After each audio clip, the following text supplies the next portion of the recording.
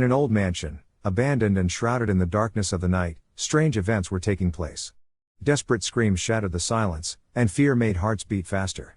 Legend had it that this place was cursed. Long ago, the Thornley family lived in this mansion. Father, mother, and their 2 sons. But one day, something unknown and evil began to infiltrate their home. The eldest son, David, was the first to notice oddities. He saw shadows sliding along the walls and heard whispers at night. At first, the family paid no attention to it, thinking it was just exhaustion. But with time, events became stranger and more terrifying.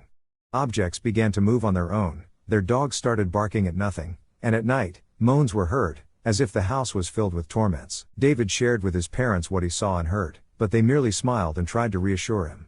However, one night, when they fell asleep, David heard whispers from the walls.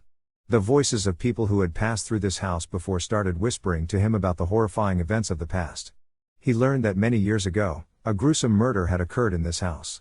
A family that lived here previously was killed in an unknown manner.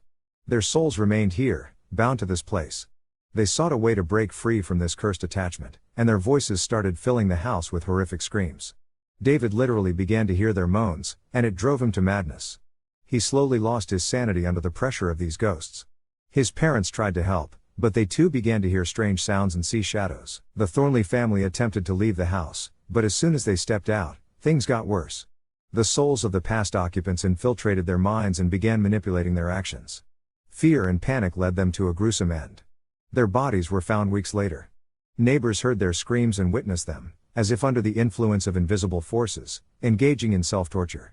The bodies were mangled, as if the souls of the former inhabitants had left their mark upon them. Since then, the mansion stands empty, but those who dare to enter it hear strange sounds and see shadows. Legend has it that the souls of those who were killed in this house continue to seek a way to freedom, and their moans fill the night, reminding us that evil can leave a mark that cannot be erased.